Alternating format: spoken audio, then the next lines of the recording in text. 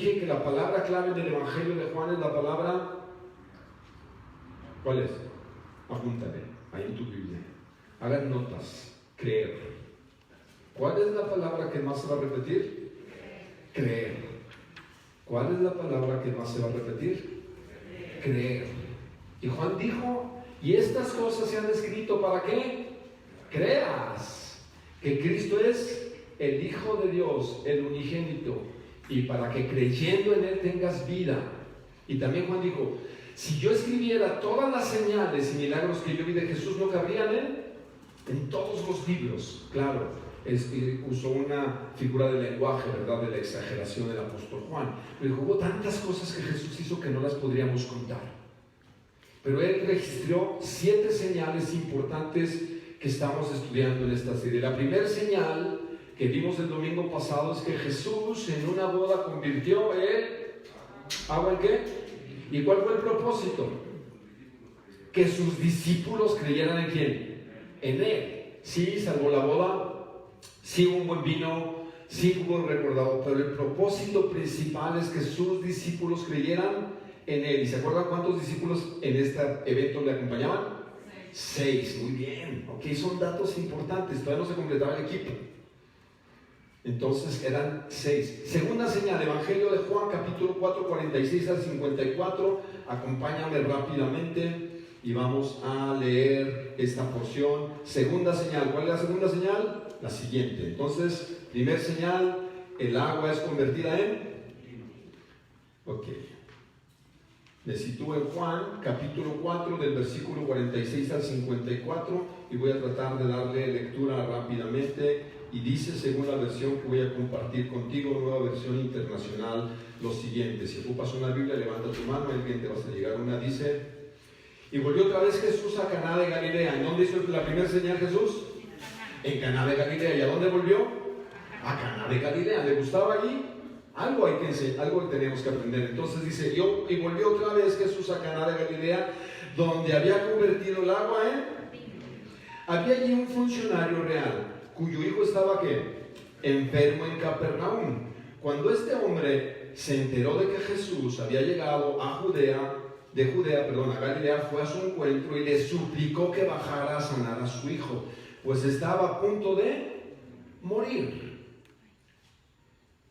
Versículo 48. Ustedes nunca van a creer si no ven señales y prodigios, les dijo Jesús.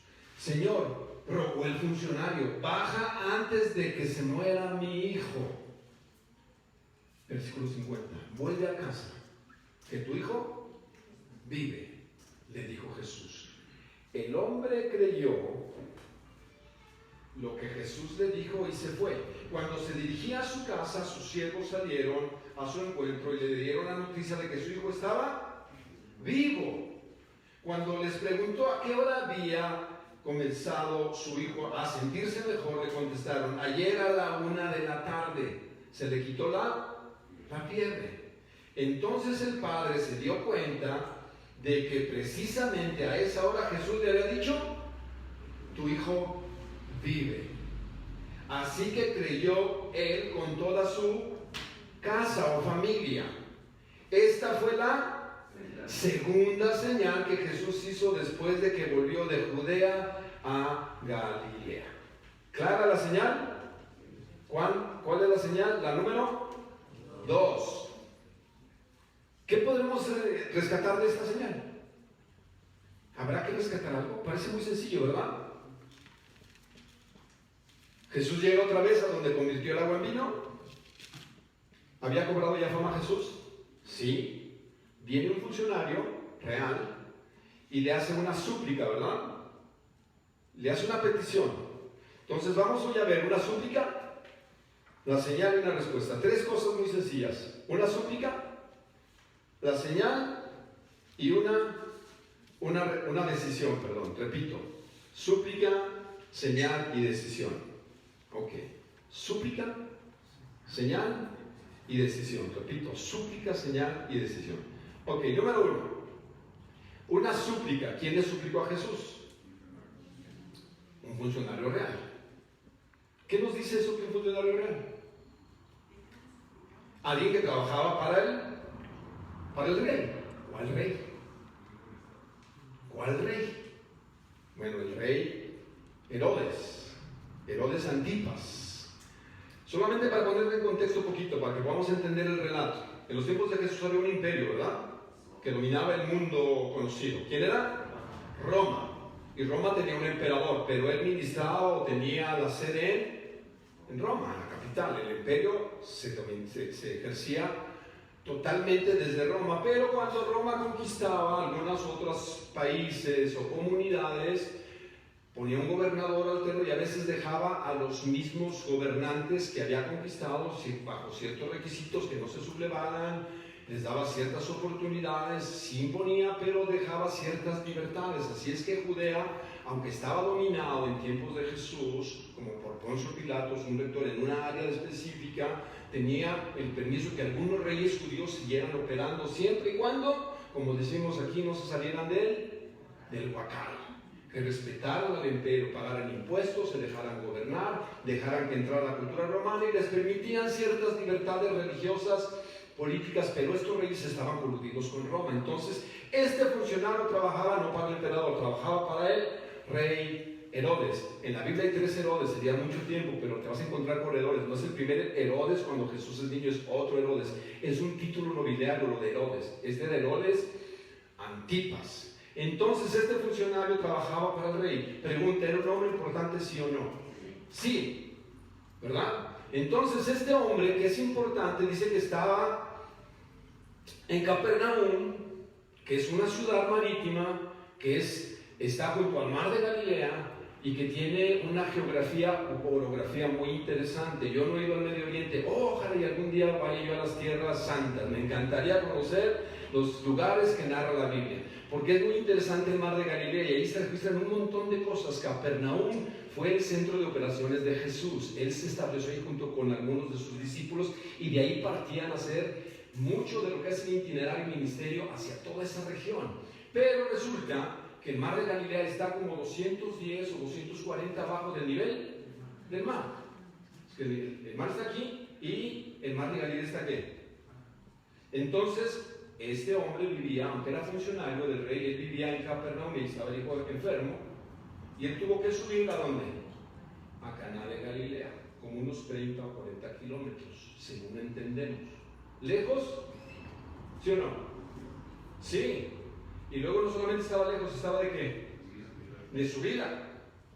Había camiones, camionetas, una 4x4.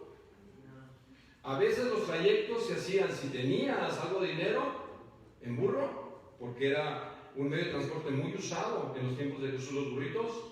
Ya, si tenías mucha lana, pues caballo, pero si eras común y corriente, ¿cómo lo hacías? A pie. ¿Cuánto tardarías? ¿Cómo se mide la distancia según la física, los que fueron a la secundaria? ¿Cuál es la fórmula para calcular la distancia? La distancia. Pues no es predicación, no es clase de física. A ver, la fórmula de las distancias. A ver, esos que estuvieron en la secundaria y muchos se acaban de graduar. No, digo alguien, yo reprobé en física. A ver, pues el Google, San Google bendito. ¿Cómo se calcula la distancia? Velocidad por tiempo. Ándale, ¿quién fue eso? Ah, el ingeniero, no. La velocidad. La velocidad. Velocidad. ¿La distancia cómo es? Bueno, vamos a meter. ¿Cómo calculamos la distancia? ¿Velocidad? ¿Por tiempo o no? Al revés. ¿O entre tiempo? A ver, ¿cómo está? La velocidad. ¿Por? Ok. A ver. ¿Quién ha ido a Puerto Vallarta? Manden su mano, si no hubiera por ustedes, vayan al mar, por favor. ¿Cuántos kilómetros son de aquí a Puerto Vallarta? La distancia se mide en metros. La distancia en metros. Sí, claro. A ver, ¿cuánto haces para llegar a Puerto Vallarta? Depende cómo le pises. Depende cómo le pises, ¿verdad? Depende cómo le pises. ¿Sabes a qué velocidad tiene que qué? Tu carro, ¿verdad? ¿Cuántos kilómetros voy a recorrer en una hora? ¿Verdad? Entonces siempre distancia sobre tiempo. Entonces dividimos, ¿verdad? A ver, ¿cuánto voy a ocupar? ¿Cuánto ocuparía este hombre para poder recorrer 40 kilómetros? Pues, ¿a qué velocidad va qué? ¿Al burro o si voy a pie? A pie. Una distancia, tengo que ver el tiempo y la velocidad. Si fuera maratonista, ¿en cuánto se recorrería 40 kilómetros? Que son corredores. En 2 horas. Un promedio de más de 3 minutos, ¿el qué? El kilómetro, 3.33. ¿Sería maratonista el hombre? No. Era funcionario de la ley. Mínimo le iba a costar, si 5 kilómetros cada hora, se lo aventaría en 8 horas. ¿Sí me explico? ¿5 por 8? Allá ven. Ocuparía como 8 horas caminando a un ritmo de 5 kilómetros sin parar, sin bajar el ritmo. ¿Valía la pena ir a ver a Jesús? ¿Seguros? Para él sí, ¿verdad? Porque la súplica es que mi hijo se está ¿qué? Muriendo. Y verdad que la proporción y la distancia cambia de acuerdo a tu motivación para recorrer o no. Si vas a la playa, ¿cómo vas? ¿Vamos a dónde? Vamos a la playa. Y hasta el tiempo se te hace que los niños, ¿a qué hora vamos a qué? Ya vamos a llegar. ¿Bueno? Vamos a llegar. Ahora imagínate, a veces desespera, ¿verdad? Que te van diciendo, espérate, pues no le puedo, aquí viene el tráiler y las curvas, déjame. Pero era importante para este hombre llegar sí o no. Ahora sí que el tiempo apremiaba sí o no. Sí apremiaba. Entonces llega con Jesús, lo encuentra a Jesús, ha recorrido una gran distancia, no sabemos cuánto tiempo le tardó, no sabemos a qué velocidad iba, si paró o no, pero por fin llega y encuentra a Jesús y le pide una cosa. ¿Qué es lo que le pide? Le pide 2 cosas. Chécale en la Biblia. ¿Qué le pide? Baja, ¿verdad? Porque ¿a dónde le tenía que? Él vivía 210 de nivel. Baja y, ¿nomás dijo que bajara? No, dice, baja y sánalo. Ahora, la palabra súplica, ¿a qué te huele? ¿O como, a qué percibes que súplica? ¿Qué súplica? Rogar. Insistentemente. Pero cuando uno va a la Biblia, la palabra que se usa para pedir no es como acostumbramos nosotros a pedir o a rogar. Cuando uno quiere rogar, ándale, ¿cómo dices? Ándale, ¿qué? Y sano, te lo pido. O como cuando los muchachos quieren ir al cine y que están castigados, ¿verdad? No más que, ándale. No, la palabra que se usa aquí es pedir como si fuéramos iguales. Esa palabra de pedir se usa de un rey a un rey. De alguien importante a alguien que importante. Por eso Juan dice que era un funcionario de qué. Entonces va con Jesús y le dice, de tú a tú, hazme qué. Un favor, ¿no? Fíjate que mi hijo está enfermo y quiero que me hagas qué. Un favor. Porque yo soy funcionario de qué. Del rey. Y tú eres Señor. Se lo dijo Señor por cortesía, no porque él entendiera la implicación de quién es Jesús. Y entonces de tú a tú le pide qué. Un favor. ¿Qué le responde Jesús? Estamos en el ruego. La primera es el ruego, ¿verdad? La petición. ¿Qué le dice Jesús? Dice, ¿cómo no? ¿Dónde chambeas? En Palacio de Gobierno. ¿Cómo no? Miren quién me lo está pidiendo. ¿Le dijo Jesús eso? Parece que Jesús es un poco, o más bien muy, falta de empatía, ¿verdad que sí? A ver, ¿qué era más importante, honestamente? ¿Convertir el agua en vino o ir a sanar a una persona enferma? ¿Le faltó empatía a Jesús? ¿No fue sensible Jesús a esta petición? ¿Qué pasa con Jesús? Porque a veces parece que Jesús actúa, no es mi tiempo, señora. Si ustedes no ven señales, ¿no qué? No van a creer. Oye Jesús, ¿qué no estás viendo que el muchacho se está muriendo? ¡Qué falta de sensibilidad! ¡Qué falta de tacto! ¡Qué cristianos! ¿O no? Es muy fácil haber recorrido la Biblia, pero aquí hay muchos elementos que tenemos que ponderar para saber qué quiso enseñar Jesús, o Juan más bien, ¿verdad? Pero también el Señor Jesús. ¿Sí o no sientes que es falta de empatía? ¿O soy el único que piensa así? Parece como que no hay sensibilidad ante una petición. Bueno, yo me imagino que el funcionario pensó, si convirtió el agua en vino, esto es de suma ¿qué? Importancia. Entonces Jesús va a ir al fondo del asunto. Le dice, si ustedes no ven, ¿no qué? ¿Cuál es la palabra? Para Jesús hay algo más importante que la sanidad física. Jesús no es un milagrero curamales, que sí sana. Jesús sana. Claro que sana. ¿Vemos sanidades que hizo Jesús? Sí. Pero Jesús sabía que el sanar a alguien no es un fin en sí mismo. No era lo importante sanarlo. Claro que revestía importancia, ¿sí o no? Sí, pero Jesús va a ir al punto del asunto. ¿Qué es lo que Jesús quiere enseñarnos en esta señal? Que hay algo mucho más importante y difícil de vencer que una enfermedad. ¿Y sabes qué es? La incredulidad. La incredulidad. ¿Tú crees que Dios hizo el universo con el poder de su palabra? ¿Te crees todos esos cuentos de la Adán y de la Eva? ¿Tú te lo crees? ¿Tú crees eso? ¿Que existió Adán y Eva? ¿Y que no tenían ombligo? Digo que tenían ombligo. Eso creo yo. Bueno, porque no nacieron de hombre y mujer. ¿Fueron qué? ¿Te crees ese cuento? ¿Que todos venimos de Adán y Eva? No, venimos del chango. Y si no era, Darwin tenía razón. ¿Ustedes están confrontados como jóvenes con eso o no? ¿Somos un qué? Accidente. Somos polvo cósmico.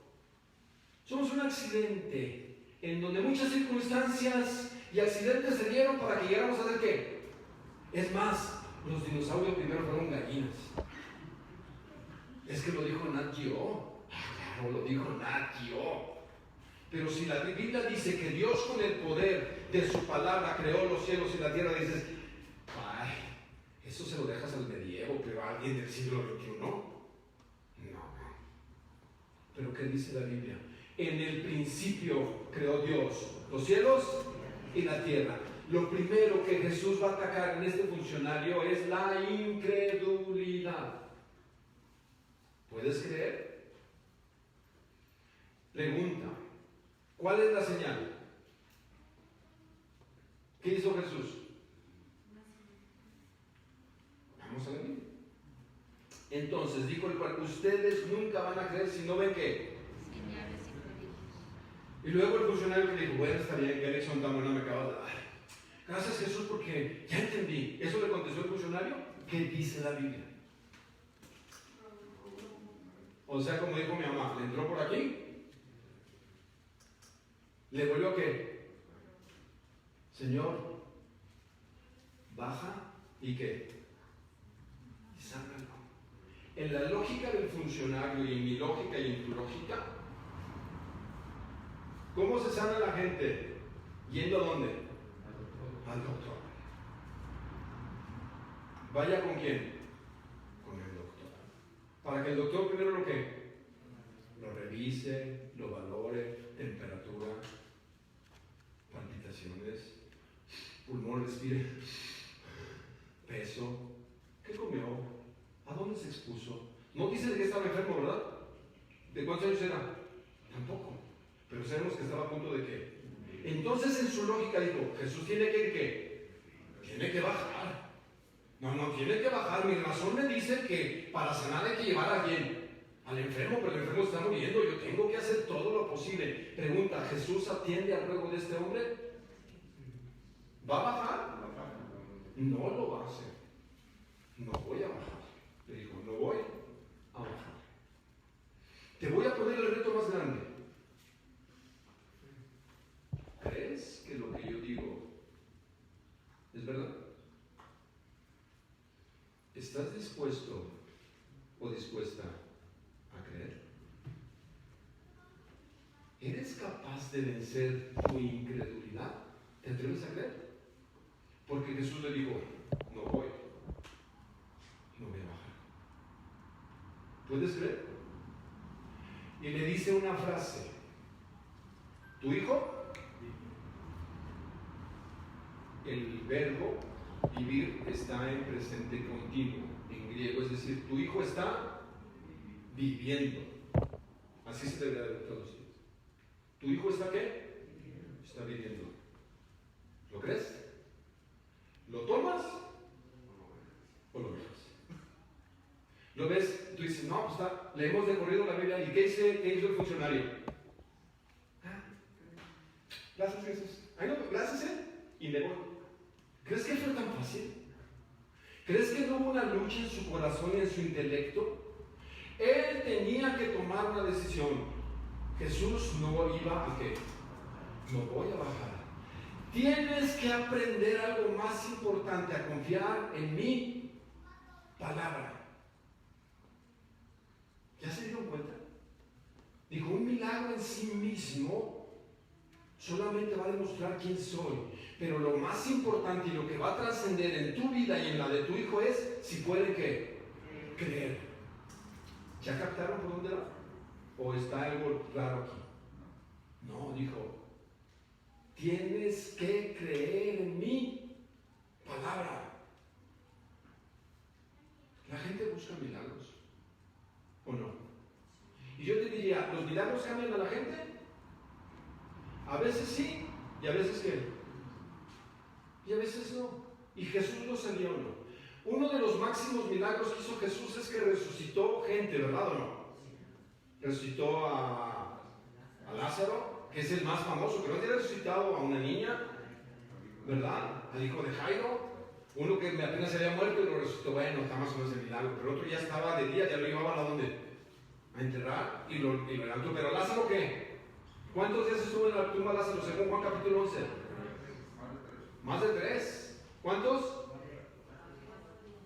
Y dijo Jesús, ponte a mi amigo Lázaro. Ay, Señor, si tú hayas venido cuando te dijimos que estaba enfermo, mi hermano no se hubiera qué.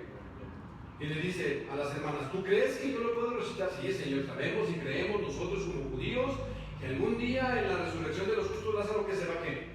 Se va a levantar, pues así lo creemos, Señor, pero dijo, no, tu hermano va a resucitar. Es más, ¿vamos a dónde? A la tumba. Y le dijeron, ay, ¿por qué no eres un profeta normal? Hace,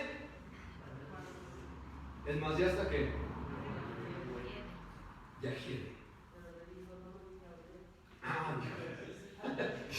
No lo vine a oler. Y entonces Jesús va y le voy a poner las manos. Le dice, Lázaro, sal. ¿Qué fue lo que hizo Jesús? Su palabra. ¿Y Lázaro qué? ¿Cómo se creen los cristianos de sus cuentos? Pero dice la Biblia más adelante en capítulo 12 que todos creyeron porque Lázaro resucitó. ¿Sabes qué querían hacer con Lázaro?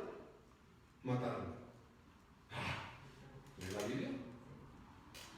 Dicen que Jesús había cobrado tanta fama que los líderes religiosos de su tiempo dijeron, si seguimos permitiendo que este hombre siga entre nosotros, va a llevar a la nación en ruina. Matémoslo a él y matemos a quién? A Lázaro. Capítulo 12 del Evangelio de Juan, Juan lo registra. ¿Cambió el milagro a la gente? No. Dice, lo único que puede cambiar tu corazón es si crees mi palabra. Por eso Jesús se atrevió a decir, el cielo y la tierra pasarán, pero mi palabra jamás pasará. ¿Puedes creer? Que lo que Jesús y la Biblia dice es lo que el ser humano necesita. ¿Tuvo que vencer la incredulidad, sí o no? Una decisión, o me quedo aquí y me enojo con Jesús por su falta de empatía, por su falta de sensibilidad, y me enojo con Él porque no entiendo por qué actúa a veces de esa manera, o puedo creer. Y me voy y creo que Jesús va a hacer algo que yo no puedo entender, que en mi razón y en mi sentido soy capaz de percibir, lo que Él puede hacer a través de su palabra. Y sé que tuvo una lucha emocional, intelectual y de carácter espiritual. Si Dios dice algo, ¿estás dispuesto a creerlo? ¿De veras? A veces somos gente que nos acomodamos y creemos lo que queremos creer y empezamos a ser selectivos. No, eso está muy duro. No, esto no. ¿Cómo que la amarás a pesar de todo? Ámala como a Cristo amó a la iglesia. No, tampoco. Si tú la conocieras, no me pedirías esto. Y ella dice, tú sométete a él. Que se someta. Feminismo número 1. ¿Y que me someta? Hay que estudiar la Biblia, ¿qué es lo que quiere decir la Biblia con todo esto? ¿Ok? ¿El matrimonio es hasta qué? Hasta que la lana nos alcance. Hasta que no se me atreve a subir un changuito y otra changuita mejor que tú. Si Dios dice que creas, ¿puedes creer? ¿Puedes creer? ¿Creyó o no? Tuvo que vencer sus miedos. ¿Cuál era su mayor miedo? Llegar a casa y que le dijeran que su hijo estaba muerto. Yo soy papá y tengo 2 hijos. No estoy preparado para enterrarlos. No estoy preparado. No estoy listo. La lógica a mí me dice que ellos me tienen que enterrar ¿a quién? A mí. Pero me doy cuenta que así no sucede. Y no puedo entender el dolor de un padre de enterrar a un hijo. No lo puedo entender. Es más, no lo quisiera experimentar. Pero las cosas no funcionan así. ¿O sí? ¿Y qué tuvo que vencer? Mis miedos, mis temores. Y decidir creer. Y cuando él iba bajando, las malas noticias se ven en el rostro. ¿O no? Yo he recibido pésimas noticias y cuando sé que me las van a dar solamente puedo ver el rostro de la gente. Y sé que las noticias no son buenas. Pero esto lo cambió todo, ¿verdad? Salieron al encuentro y ¿cómo venían? ¿Qué cara pudieron haber reflejado cuando salieron al encuentro? ¿Cómo? Desde que los vio, ¿sí o no? ¿Qué pudo percibir? Hay alegría aquí. Algo sucedió. Y le dijeron, ¿tu hijo qué? Tu hijo vive. ¿Y cómo lo él esta lógica? ¿A qué hora? ¿A qué hora fue? ¿A la qué? A la 1 de la tarde. Y recordó que en ese momento Jesús le dijo, tu hijo está viviendo, tómalo o déjalo. Pregunta para ti y para mí, ¿puedes creer? ¿Te atreves a creer lo que Dios nos dejó en este libro tan maravilloso que se llama Biblia? Y que te reto con todo mi corazón y con toda mi honestidad de invitaciones a que creas y te aventures. No es un cuento de fábulas, es palabra de Dios. Y en México tenemos un súper privilegio, lo podemos abrir todos los días, sin que nadie te diga, cuidadito y andes con esas cosas de la Biblia, porque aquí estamos en un estado comunista, donde te agarremos con eso que Dios y Cristo, si te va al bote, y si sigues de aferrado, vete a Corea del Norte, vete a China, vete a un país musulmán, a ver si te permiten abrir la Biblia. Pero ¿sabes que hay hombres y mujeres que arriesgan su vida por esto? Porque creen que esto es lo que necesita el ser humano. No necesita milagros, aunque son necesarios. Necesita la palabra de Dios. ¿Lo crees? Sí, lo necesitas. Lo necesito todos los días. Entonces, la súplica, ¿cuál fue? Sana mi hijo. La señal, sí lo sanó, pero lo que iba a combatir realmente no era la enfermedad, sino la incredulidad. ¿Y cuál fue entonces al final? Una decisión: creer. Y como este hombre creyó, ¿afectó a quién? ¿A toda la familia o no? Este es un caso especial, porque dice que no solamente creyó él, creyó toda ¿qué? Su casa. La palabra es toda la familia. ¿En quién creyó? En Jesús. Este hombre, funcionario, que tenía muchos recursos posiblemente, porque tenía buen trabajo, que se codeaba en las altas esferas de la sociedad, reconoció una necesidad que lo llevó, al final de cuentas, a encontrarse con aquel que lo cambia absolutamente todo, con Jesucristo. Y dice que creyó él y toda su familia. Así es que déjame decirte que si tú crees, no es en vano. Tú no sabes a cuántas personas tu fe puede afectar. ¿Lo crees? La incredulidad fue vencida. Por eso yo creo, y como pastor te lo digo, lo que vas a encontrar más aquí con nosotros es que vamos a estudiar, ¿sabes qué? La Biblia. Porque Jesús dijo que primero es su palabra y luego vienen ¿qué? Los milagros, los prodigios, las señales. Tienes que aprender a confiar en lo que Jesús dice. Y hoy vamos a dar un salto de fe miles de años atrás. ¿Estás listo? Ok. Hoy vamos a celebrar algo que pasó hace más de 2000 años.